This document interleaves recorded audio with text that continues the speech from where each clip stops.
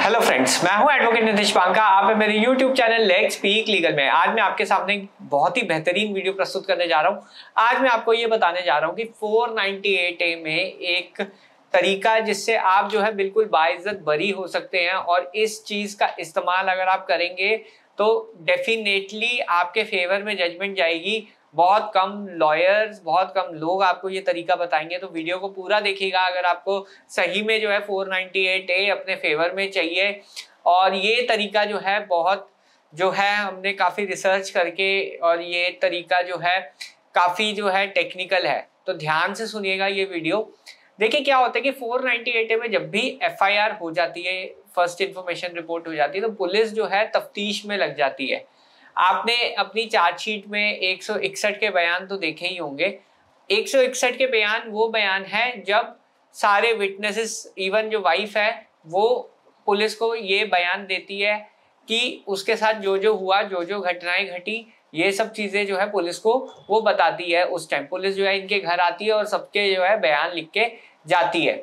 ये just a formality समझ के वाइफ साइड और उनके रिलेटिव्स जो है कुछ भी बयान दे देते हैं उस टाइम पे। पर इसका जो इस्तेमाल है आप अपने फेवर में कैसे कर सकते हैं, आज मैं इसके बारे में बताने जा रहा हूँ। देखिए ये लोग तो ऐसे एज अ फॉर्मेलिटी समझ के कुछ भी बयान दे देते हैं, और फिर पुलिस जो है चली जाती है और फाइनली चार्जशीट बना के कोर्ट में फाइल कर देती है।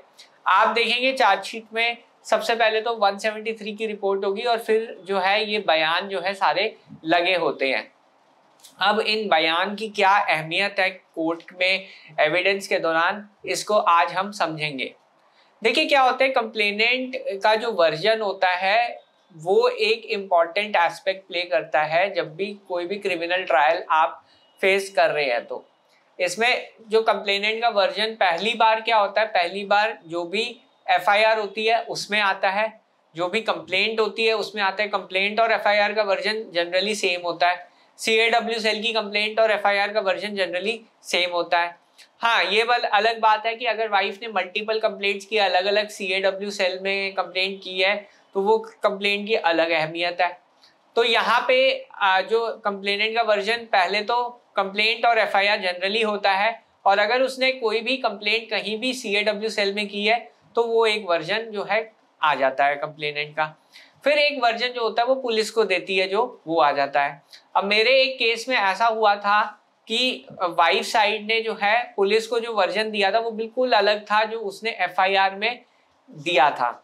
अब प्रॉब्लम क्या होती है, ऐसे में जो आपके वकील साहब है उनका रोल यहाँ पे आ जाता है। अब जब ये वर्जन अलग अलग ऑन रिकॉर्ड आ गए हैं, जैसे कंप्लेंट और FIR में एक वर्जन दे दिया और 161 के बयान में अलग वर्जन दे दिया, दोनों अलग अलग वर्जन आ गए हैं ऑन रिकॉर्ड, बट एक वर्जन और आता है। एक वर्जन तब आता है जब वाइफ साइड का एग्जामिनेशन इन चीफ होता है। तो अब देखिए 3 वर्जन हो गए, एक कंप्लेंट या FIR का वर्जन, एक वर्जन हो गया 161 का वर्जन, और एक वर्जन हो गया जो उसने कोर्ट में बयान दिया वो वर्जन।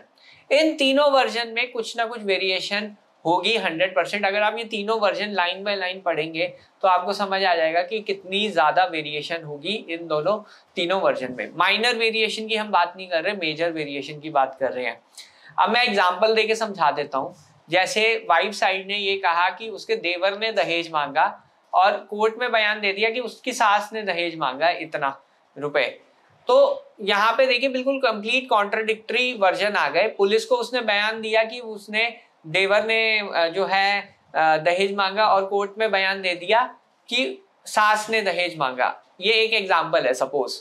तो यहाँ पे 2 पर्सन ही वाइफ साइड ने चेंज कर दिए, क्योंकि झूठ बोल चेंजेस होंगे। अगर वाइफ साइड झूठ बोल रही है तो 100% चेंजेस आएंगे, अगर सच बोल रही है तो माइनर चेंजेस होंगे, मेजर चेंजेस नहीं आएंगे।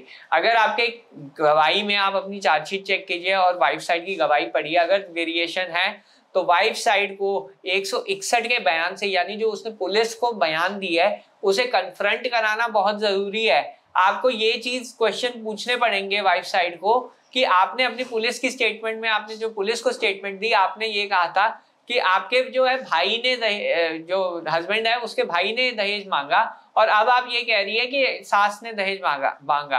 क्या ये बात सही है? वो उसका आंसर हाँ या ना में आएगा। अगर वो बोलती है नहीं ये सही नहीं है, तो आप कन्फ्रंट कराएंगे कि ये देखिए आपने पुलिस को ये चीज बोली है, वो अंडरलाइन करके मार्क करेंगे।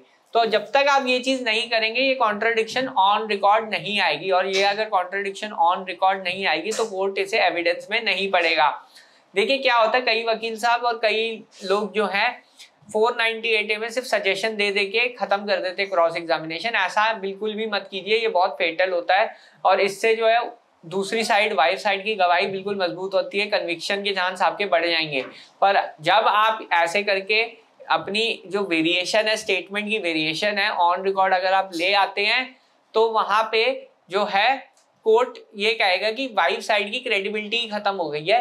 एक तरफ कह रही है भाई ने दहेज मांगा, एक तरफ कह रही है सास ने दहेज मांगा, तो यहाँ पे जो है बिल्कुल ही उसकी क्रेडिबिलिटी खत्म हो जाएगी, क्योंकि वो अपने ओरिजिनल वर्जन पे स्टिक नहीं है। अगर ऐसा होता है, वेरिएशन होती है वर्जन्स में, गवाही के जो भी गवाही दे रही है उसमें वेरिएशन होती है, तब आपका फिट केस हो जाता है एक्विटल का। ये चीज आपको कैसे पॉइंट आउट करनी है जस्ट मैंने अभी बताया एग्जाम्पल के थ्रू, और भी कई वेरिएशन हो सकते हैं, ये तो मैंने एक एग्जाम्पल के थ्रू आपको बताया। तो ये चीज अगर आप यूज करेंगे तो हो सकता है कि आपके फेवर में जो है सारी चीजें आ जाए। इस पे मैंने एक आर्टिकल भी लिखा हुआ है, डिटेल्ड आर्टिकल जरूर पढ़िएगा, डिस्क्रिप्शन बॉक्स में चेक कीजिए, आर्टिकल या वीडियो है वो आप चेक करिए डिस्क्रिप्शन बॉक्स में, आप उसे जरूर देखिएगा कि मैंने कैसे जो है लाइन बाय लाइन एक्सप्लेन किया हुआ है कि कैसे ये चीज आप ऑन रिकॉर्ड कोर्ट के अंदर ला सकते हैं। तो ये चीज आपको बतानी बहुत बहुत जरूरी थी। अगर आपको ये वीडियो पसंद आई है तो प्लीज मेरे चैनल को सब्सक्राइब कीजिए, वीडियो को लाइक कीजिए, कमेंट कीजिए अगर आपका कोई डाउट है, क्वेश्चन है। Thank you for watching my channel. Thank you, धन्यवाद।